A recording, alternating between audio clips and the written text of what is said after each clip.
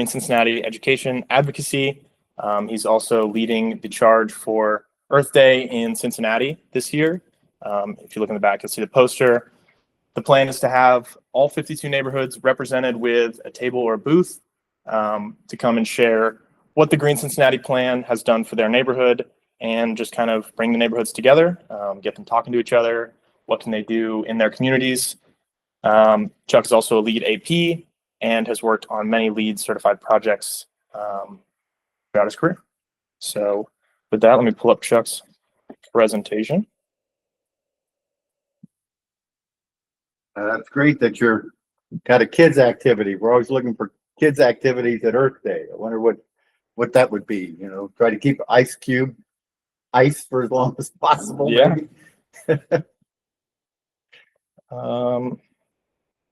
So it seems we have the slowest computer on Earth.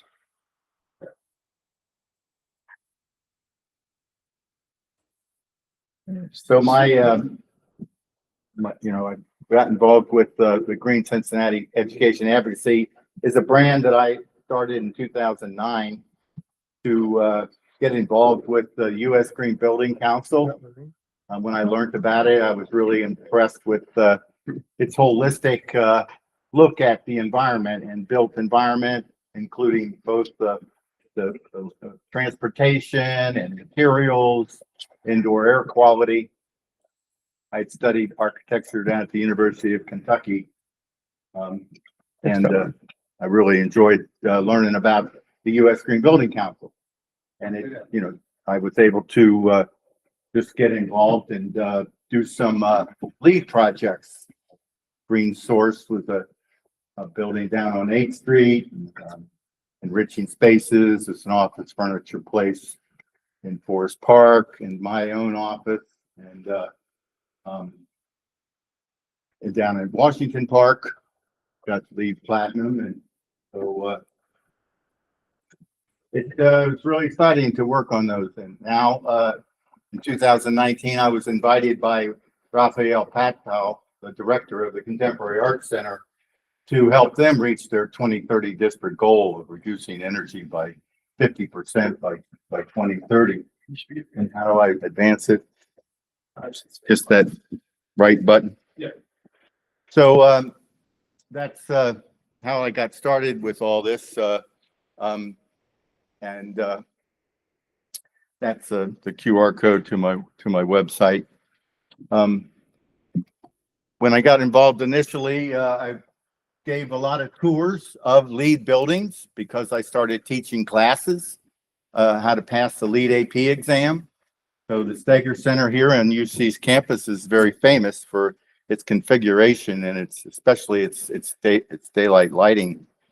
The Cincinnati Zoo was a really fantastic example of a solar panel and rain gardens, and collecting the rainwater. Those panels use 20%, produce 20% of the electricity for the zoo. Also, the city of Cincinnati was another great place to tour and take my classes. All the fire stations that they built were LEED certified. Really great examples of all the different features of a LEED building. In the Cincinnati public schools, when they rebuilt so many of the schools, they required them to be LEED. So they're also great examples of pervious pavers and like the two-story construction. The Cincinnati Park Board took advantage of all the money that was available in 2009. Gerald Checo got 14 different solar panel arrays installed around the park in Cincinnati. And then I worked on this office down at Green Source. They're an HVAC broker for energy equipment like flywheels that you use to maintain the electric in your building while your generator's starting up. That's what As House started that company. It was a building built in 1875 that he renovated to live on the top floor and use the rest of it as a showroom. And this was my office in on Washington Park, and I had a pellet stove. Got credit for a pellet stove. Then, like I mentioned, Rafaela invited me to help the Contemporary Arts Center reach their 2030 district goals. Quite the challenging building. Zaha Hadid, very famous Iraqi architect, taught in London for many years, and started her practice just around 2000. This was she won when this building was commissioned. She won the Pritzker Prize that year. That's given to the architect a note for that year. This is a piece of artwork in this urban carpet. So it's a very large continuous 11 stories high that curves up from the street and climbs up the back side of the building.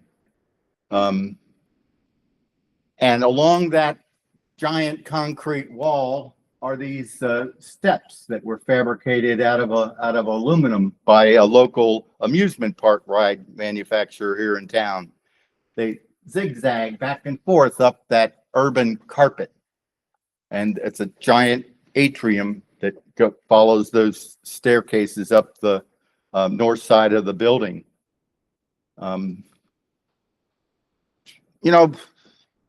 Thing about the Contemporary Arts Center is that the windows that you see are really just for the people, the offices that are the Contemporary Arts Center, and then there's a small balcony up above the dark cantilever that I call the pilot house. A little bit more about the 2030 district. There's about 24 different districts in the United States, and they're all pledges by commercial buildings in those regions to reduce their energy use by half by 2032.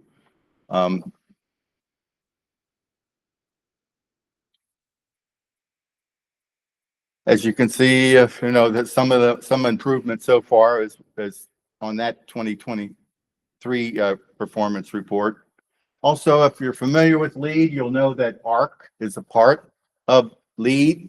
It's a pathway to put your toe in the water of energy efficiency, of water efficiency, indoor air quality, human experience. So I started tracking all that information for the Contemporary Arts Center, and when I did this snapshot, they had 60 they needed 80 points to be able to get certified. Also, I started tracking all their energy use since 2019 in Energy Star Portfolio. It's a system everybody uses to consistently measure their energy and compare it to other buildings. Well, found out this shocking number that's 250 EUI. That's about a hospital or a McDonald's. This building typically would use about 90 or 100 EUI. So, immediately I could tell there must be something, must be a window open, as I say. I found out about the Frankenthaler Climate Initiative. David Cave, the development director of the Contemporary Arts Center, who writes all the grants for the Art Center, told me about this opportunity. Ellen Frankenthaler was a contemporary artist, and her family created this foundation to distribute $15 million to the visual arts institutions in the United States.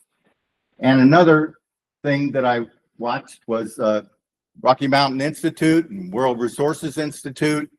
As a member of the 2030 district, they fed us a lot of information about how to go about improving the energy efficiency of the building or building a solar panel array. And the thing that I learned was that you need an investment grade audit. and that's something that you can take to the bank and borrow money on. And so the Helen Frankenthaler Foundation gave us $25,000. I wrote a $25,000 grant. They gave it to us. We had HEPE Engineering do a level 3 audit, complete digital twin of the building. And they came up with these 3 different energy conservation measures, ECMs, to replace the controls for the building, to do the air balancing of the building, and then to measure the electric, and the energy used consistently throughout the year. So this is our chart in the beginning as 2019 through 2021. Actually, most of this is COVID savings because nobody was in the building. So, but the other thing from the audit we learned is that chilled water was being used even in the dead of winter, and that's been our real problem with this building, at least from what I've uncovered. It's a very sort of convoluted L-shaped building. The wall is at the top there where all those small circles are, and the galleries are projected to the south, but with no windows. The galleries look like sort of going through a white cave. So it's a very complicated building HVAC system. It has that zigzag of stairs going up the north side. Of course, there's an elevator shaft here, another large artwork elevator shaft in the northwest, and the necessary staircases. That it has 2 sets of staircases for the building. So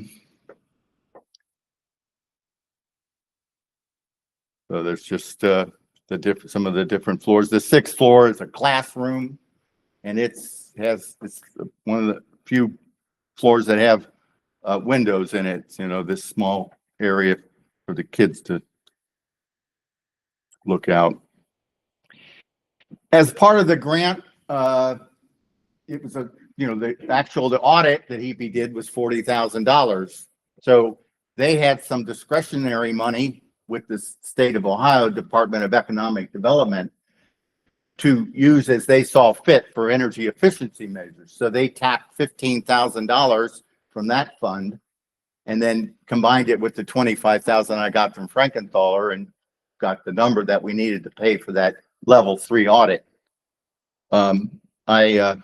This is the energy that I've been tracking over the last 7 years. Electricity is not our problem. Our problem is the black line, that we're continually using chilled water even in the winter. And this was another chart produced, just shows that a hospital is 221 EUI. So museums are this range here, between 50 and 100. So we're faced with trying to improve this building, this very unusual building, and I tapped on my experience. I bought this house in 2004 in Clifton. It's designed by Frank Lloyd Wright in 1956. I mentioned I wanted to be an architect, but I made my living in marketing. But this house went up for sale at auction. I was cleaning out my office and I pulled out an old copy of the Business Courier and I saw, lo and behold, look at this. So, it was Wednesday and I went and cruised by the house, and in a week I owned it. It was a strange auction. You might know David Gosling. The Gosling family owned this house. He came here from England to teach in planning at UC because he could live in this house. He was one of those architects that became an architect because they read Frank Lloyd Wright's autobiography in 1932. So he lived in this house with his wife Miriam, and David had passed away, and Miriam wanted to sell it. And in England, it's the typical that you auction houses. However, they didn't go to Sotheby's. They went to simple auctioneers. They auction farms in Ohio, and people came to the house looking for where's the farm equipment. So it was a little discombobulated. We went to the auction. My realtor didn't go with me. My wife didn't go with me. You know, we counted up all the money that we had that we could possibly pay for this house. And so I went to the auction, and there weren't very many people there, and the bidding started happening, and it was all kind of chaotic. And before I knew it, it had been auctioned off and accepted by a young man. And I was devastated. I went home and I thought I was unlivable, unconsolable. So I called up the young man that had won the auction. And it turns out that he was bidding for somebody else. And he bid his number, but he didn't realize that they had 10% to the house. And the person he was bidding for would not go the additional 10%. So I offered him 15%, or 3% commission on the building. And like I said, a week later, we were owners of this fantastic example of Wright's architecture. It was he was working on the Guggenheim at the time, and I really felt that the Boulter House combined a lot of the characteristics that Wright designed into his buildings. This was the letter that he gave us, accepted the details of a commission. It's a 2-story house that he did that only when it was a steep site.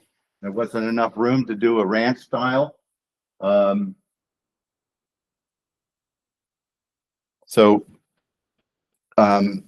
This is what it looked like a month before we bought it. There was a giant tree in the front of the house, but that blew over the week before the auction. So we lost all of our solar shade on the south of the house. I used the house as a tool to teach my lead classes, and you might recognize some of these lead credits. I had planned on putting geothermal wells here on the street. This is just a notation about the parking capacity. This was a carport that you drove in and turned left. It was completely open when the house was constructed. So it was a little carport between this house, which was the playroom for the kids that they built after the main house was constructed. So I did some heat pictures of the house, found out where some of the heat loss was. And this is a picture of the floor. It has hot water pipes in the floor. So it's really, really great comfort in the house because of the radiant floor. The bedrooms are very, very small. We built that the house was built like a ship. These small bedrooms that were so small that to get access to the closet, which is over here, you'd have to roll the bed back underneath the desk here. Really, literally built like it was for a ship. But at the end of the house, this was Cedric's room and his study, where he wrote his books on Greek archaeology.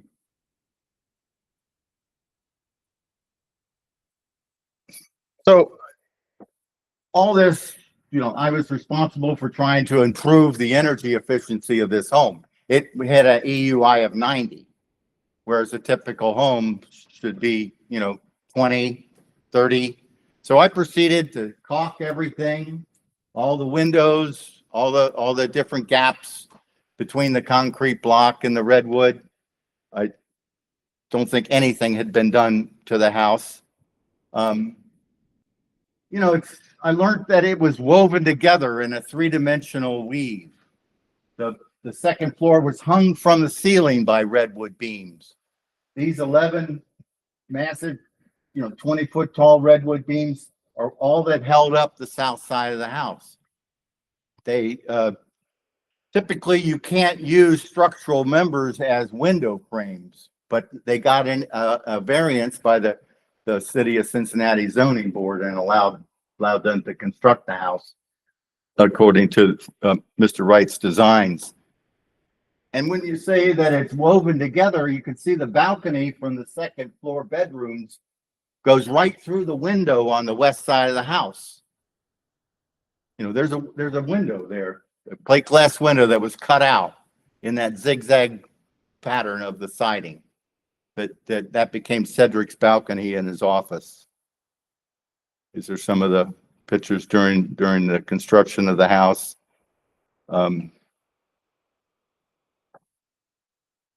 So I caulked it. Then we found out that there was nothing put in the concrete block that was on the north side of the house, which was buried into the berm behind the house. So the dirt came up to this level on the part of the house that was buried in the hillside. But the builder didn't put anything, and this is only 1 block thick on the north side of the house. So we pumped foam, it's foaming latex paint. We pumped it into the cavities that went up the columns in the concrete block wall. And that immediately caused our energy bills to go down 20%. I mean, we didn't know we were living in a screen door. I mean, this was just a 50, 60-year-old concrete block wall with all the cracks and crevices that you see in old concrete. The wind was just blowing right through the house. So that was an amazing accomplishment. I put a foot of insulation on the roof, and we had better appliances. And on the south side of the house, this big 450 square foot plate glass, I used exterior shades to shade the house during the summer, bamboo shades. But this is all while we reforested the south of the house. We planted 36 trees, and if you go there today in the summer, you can't see the house because of the trees that we planted on the south side of the house. And then once again on the east side, the window ledge went right through that window, and it was the concrete or the steel I-beam from the carport that comes into the house that makes the plant ledge. And so this UC students did a SketchUp model of this house, and you're welcome to have it if you want it. I'll send you the SketchUp model, but they used it as a class exercise to record the house as if it was a historical preservation. And it's a very detailed and accurate representation of the house. I bring all this up because now I'm faced with the same problems with the Contemporary Arts Center. What are the major problems with the Contemporary Arts Center? How can we mitigate those problems?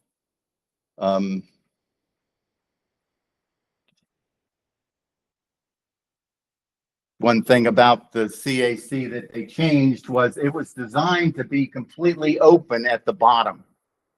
It was supposed to be an open plaza. The museums were only supposed to start at the second floor. So would that have saved us some energy? I guess it would have.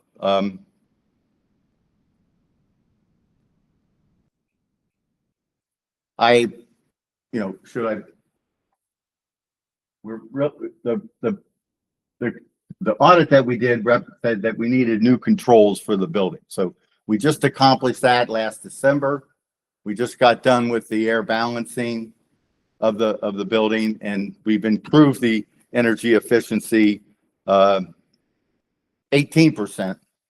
Just putting in the new controls. That's just checking all the valves and switches and fixing a few little things. And then doing the air balancing, finding out the air pressure flows. So this shows that big giant concrete wall that runs up the north side of the building. And that's what I'm really intrigued about the CAC, because I finally learned, I think, all the secrets of the Boulter House after living there 15 years and literally licking every surface. Now I'm trying to understand what are the secrets. What did Zaha Hadid, want to do with this building? What Frank Lloyd Wright designed the Boulter House to be passively ventilated. There was a lot of windows on the north side. You open those up and the air would just come, the southwest winds would just come through the house, and they had beautiful doors on the south side. So I'm trying to uncover what was Zaha Hadid's and KZS Architects' plan for this building. It's just got this incredibly strange staircases that climb up the north wall, and the galleries just kind of are white boxes that almost look like caves. They're so unusually shaped, and there's little corners and dead ends around the staircases and the elevators. What was the idea behind all that? So it's a really intriguing mystery, but I think that we could save another 20% energy again this year.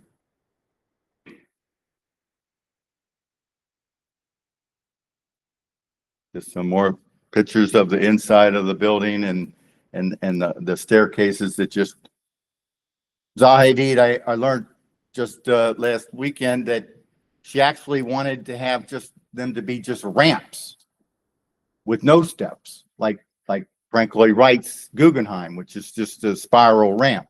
But they wound up putting very shallow stairs in the CAC. So I just had the wrap-up meetings from Trains Controls. We just had a Zoom call and discussed the results of the install of the controls, and I found out that some alarms aren't working. The chilled water valves need to be fixed, and there's problems with the humidity of the building. Artwork needs to be between 40 and 60% relative humidity, and it has to be at 70 degrees. So there's a very strict HVAC requirements for a museum. They to get artwork lent to them, they have to meet those requirements. Just different air sensors. I mean, it's an amazing complexity of problems that they've uncovered. And I'm writing a grant now, about another grant with the Frankenthaler Institute for $100,000 to fix these things. And as much money as we're pouring into this building, because the state of Ohio gave us a grant for $268,000 to put in these new controls and do the air balancing.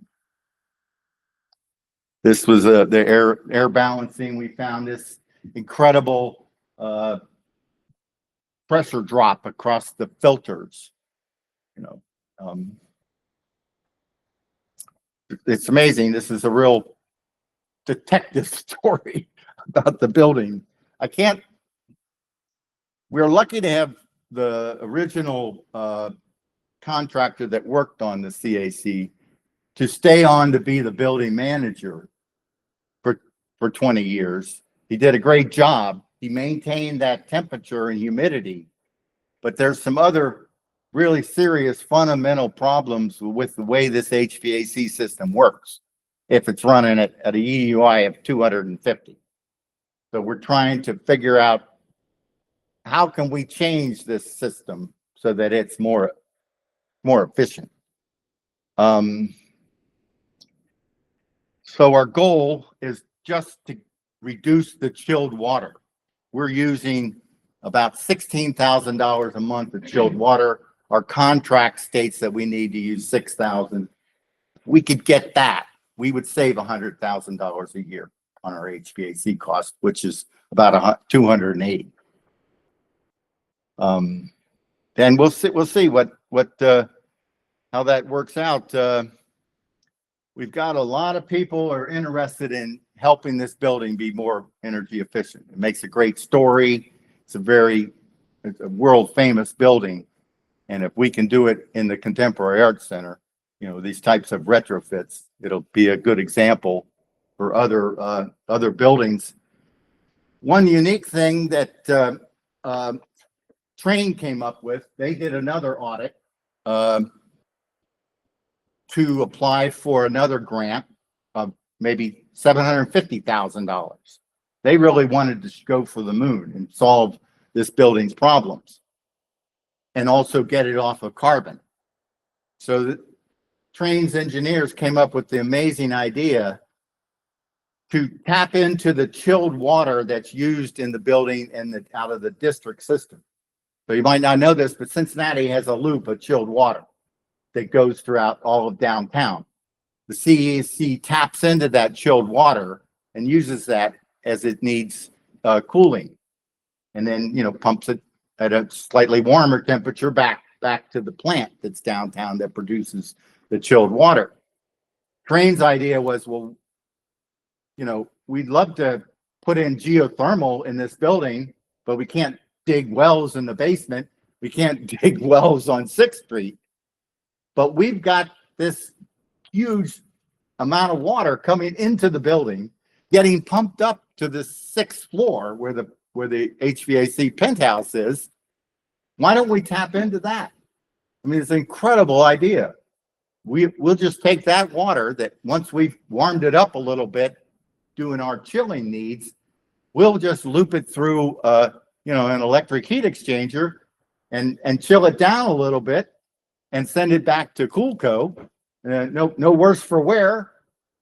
It's kind of like putting your electricity into the grid that I do on the solar panels on my house, but we're doing it with water.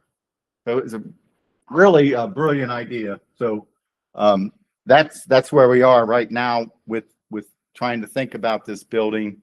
As you can see, you know, our chilled water is the low hanging fruit here, even though it's it's a lot of money to pick that apple. This is just more of the district chilled water and more charts and graphs, and all these audits and things are available on. I have a QR code, or I keep it all on a Google Drive so that people can see what's going on. This is what we were talking about, the heat recovery chiller. If we can install something like that. And I just wanted to conclude with, I don't know whether you guys are familiar with it, but Guide 36 is a new way of looking at high performance HVAC systems that was published by ASHRAE. And one way to look at it is Guide 36 just says, if it's a nice day in the spring and the fall, turn the damn thing off. You might think it kind of ludicrous. And, you know, all the stories from the past, oh God, never turn it off. But if the humidity's low and the temperature's right, we don't need to run. We don't run the chilled water and boilers. So I like that aspect of Guide 36. But we've got to solve the fundamental problems that I've got in the building to start with. You know, we got to get the controls working properly. We've got to get all the sensors working properly. So that's where we are right now. And like I said, this is all on the drive if you're curious or we want to help. You know, I'd love to have some help. Are we good on time there, Zach? Good on time.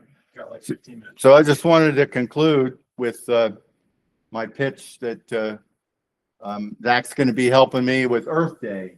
I'm chair of the Earth Day event. We've moved it back to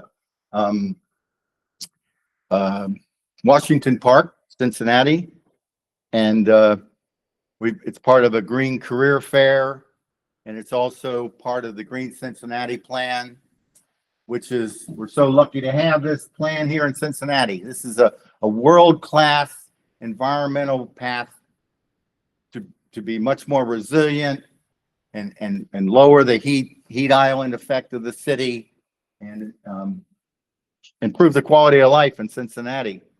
And we're going to be highlighting all of that at Earth Day. We've got the Green Career Fair in the middle around the gazebo. And up there on the civic lawn, we're going to have the neighborhoods of Cincinnati arranged as they are geographically. And that's what Zach's going to be helping with, is contacting the neighborhoods and inviting them to come attend the event and tell our guests what the Green Cincinnati plan has meant for them. There's a lot of reforestation going on, gardens, neighborhood gardens going on in Cincinnati. Clifton, their initiative was to give recycling bins to the apartment buildings in Clifton that all the students, there's no recycling bins in the apartment complexes. So that's what Clifton will be touting. And, Cincinnati has 52 neighborhoods, and they'll all be on the civic lawn. They'll be arranged in that order. They'll be showing off the flags. Every neighborhood has their own flag.